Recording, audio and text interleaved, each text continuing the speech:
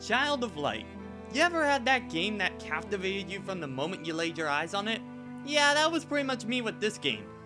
I was blown away by how it looked when Ubisoft first showed it off, and got even more excited when I heard it was using the UbiArt framework engine found in Rayman Origins and Legends.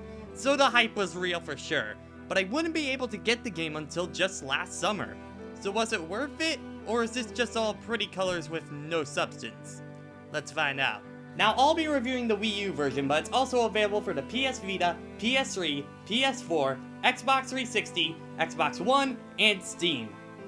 Wow, that's a lot of versions of the game you can get. Anyway, let's get to it.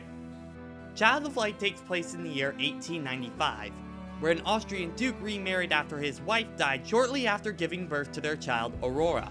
Then on Easter Eve, Aurora fell into a deep sleep and was thought to be dead. But she awoke in the magical land of Lemuria.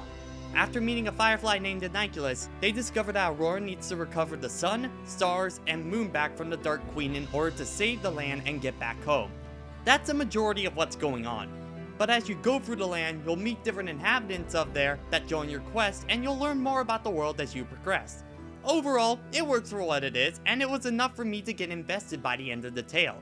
It's overall a good coming-of-age story that does a lot to keep you engaged the entire time, and even some big changes happen to the cast, including Aurora, which is why I'm not showing any footage of her past that point. I try and keep these as spoiler-free as I can. Child of Light won't win any awards for its story, but it's enough to keep you invested and want to help Aurora in her quest throughout the beautiful land of Lemuria. Speaking about how beautiful Lemuria is, for the presentation, now okay, in these reviews I try and be very professional and give a very strong and fair critique and all of that, but I'm just gonna gush for this next segment because I kind of feel like I have to, so yeah. Oh my god, this game is freaking beautiful! But seriously, this game is a joy to the eye. The 2D watercolor painted style that the game has really makes it stand out, and I think it shows what the UbiArt framework engine can really do at its best. I already thought Rayman Origins and Legends looked great, but this looks even better. I mean, how do you do that? And trust me, this is a game you want to play on the biggest, highest resolution TV you have in your house. On the gamepad it still looks fine, but trust me, that little screen does not do the game justice. Every area in this game also carries its own tone, and not a single area of the game isn't memorable. Each is very unique and all has their own obstacles, and makes this world really feel alive. And the music, oh man, the music. Child of Light's score is incredible and really brings the experience to a whole new level. The soundtrack done by Kiri Pirat is easily one of the best parts of the game. When exploring, there's very calm piano pieces that let you take in the area all around you, and the battle music gets very intense but not over the top, so you can still think about your actions. Not to mention for the boss fights, they bring out a full orchestra and choir, and it really makes some of these fights grand with them. Child of Light's presentation in my eyes is next to perfect.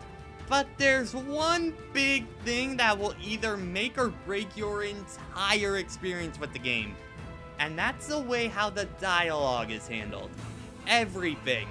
Every little line of dialogue rhymes. Let me stress that. Everything in this game rhymes. It's done to make it seem like a children's fairy tale, and it will really determine if you're able to get on board with this game or not. I personally enjoyed it as it strangely got me more into the world of Lemuria, and it was rather charming. My one big problem with this though is that they keep changing the rhythm of the rhyming, and it will throw you off a lot. But other than that, Child of Light has some of the best presentation I've seen in a download-only title in a long time. But does the gameplay simply wash all this art down the drain?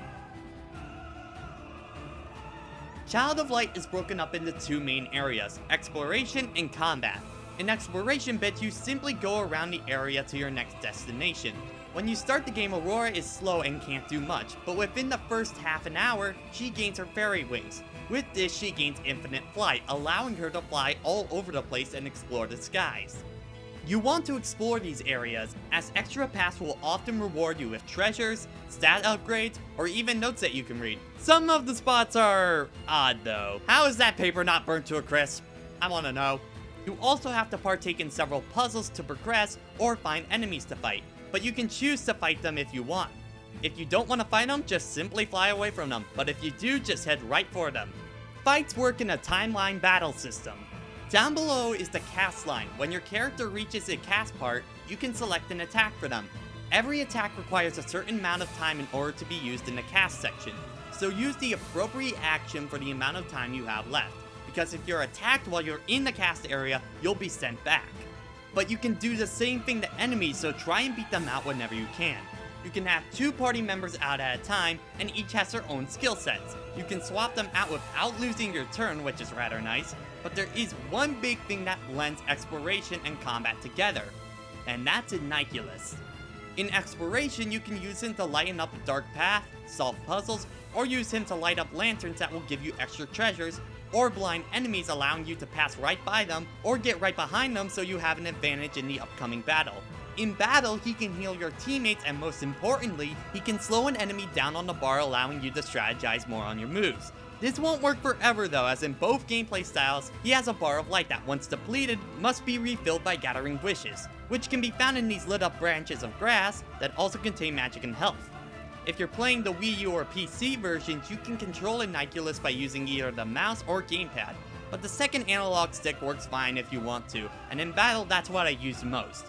When you win a battle, you'll gain experience, and once you have enough, you'll level up. This will net you a skill point. These are used for your skill tree that will net you more stats or new moves in battle, passive abilities such as counterattack or upgrades to previous moves. You can also collect several amounts of material throughout the game. You can use these to further customize your characters by giving them certain stat boosts or a higher chance of different attributes like evasion or make all their attacks a certain element. There's also a big crafting factor, and it's worth messing around to get some serious bonuses. There are also a lot of side quests throughout the game that will give you more rewards if you want to go for them. And that's what Child of Light has in terms of its gameplay. So let's see what's right about Aurora's tale. Child of Light does a lot right for me. As a person who only plays RPGs once in a blue moon, I found it very easy to understand Child of Light's battle mechanics, yet found a lot of depth in here. From how Iniculus can slow down enemies, giving different party members different material that can change their attack types, or even the skill tree setups. For instance, I went down 2 paths with Aurora on my first playthrough, but for the review I went down primarily 1 path and got a completely different gameplay style, which makes the game very replayable. Speaking of replayability, there's also a hard mode if you're up for it, as well as a new game plus where you get to keep everything except your party members. Well, at least at the start, but don't worry, once you get them in the story, you'll have everything back. It's also refreshing to be rewarded for going out of my way in these different levels. Even small stuff like a chest or a little power-up, it encourages the player to take their time and explore the luscious environments of Lemuria. And you want to do that is because I made clear before, this game is beautiful and the soundtrack is just as powerful. And the story was a lot of fun for me. What makes it for me personally is the several little moments that add up. Like how Aurora, when she first starts the game, when she wields her blade, she uses all of her strength just to lift it, showing her humble beginnings in combat. Or these moments when a character is down on their luck and Aurora plays a song for them. These scenes feel a lot like the ones found in The Legend of Zelda Majora's Mask, and they have just as much of an impact at times. Or when Aurora is looking for a fountain to see how her father is doing, or how a party member might be lost and you really start to feel the void without them. It meshes story with actual gameplay, and these moments really stand out for me, and the plot really starts to kick up around the last half of the game, and I did get very invested by the end of it. But not everything is perfect in this watercolor world. In terms of the bad, there are things here and there that will vary from person to person, so I'll lay them all out for you. First off, the story. Now while it's very enjoyable and a lot of fun, it's also incredibly predictable and by the books. You're gonna see most of the major plot points coming a mile away, and it's not as satisfying as you would hope for an RPG, especially the ending, which feels incredibly rushed. The rhyming, as stated before, can be a big turnoff for you, as you might just sit there wanting the characters to talk normally, and there's no way to get out of the rhyming. The next one isn't really a problem, but it's a bit odd. There's a 2-player mode where a second player can control Iniculus, but on the Wii U version, the second player has to use a Wiimote sideways. They can't point to the TV and control him, considering he acts like a cursor, this feels kind of odd and not taking full advantage of what is there. And then there's the skill tree, which I'm kind of mixed on. While it allows for a lot of useful skills, most of the points are just stat upgrades rather than actually being new power-ups, so you don't really get to customize as much as you would like, and it does make skill points lose their value from each level up. Not to mention, I found myself getting into a pattern with most boss fights. Take out the smaller enemies by attacking them individually or attacking everybody at the same time, then go for the main boss after. This was a strategy I used on almost every boss, and nothing ever challenged it. It started to make the game feel very repetitive after a while. Child of Light is a very you either love it or you hate it game, I think. You love it for reasons like its art style or music, but you could also hate it for reasons like its length and not being as meaty as other RPGs. Well, I think you know what side I land on. Child of Light was truly a fun experience from beginning to end, and I don't regret playing it one bit. Even with all the problems I listed, there was nothing that ever stopped me from playing the game. The game was full of life, and it's a beautiful game to play through, and it's well worth the $15 price tag. It might not be the most meaty RPG you can get out there, but I actually think it works as a great starting RPG. The best way I can say to play Child of Light is, buy it on a weekend where you have nothing else to do, and have a fun time. Trust me, you'll thank me later.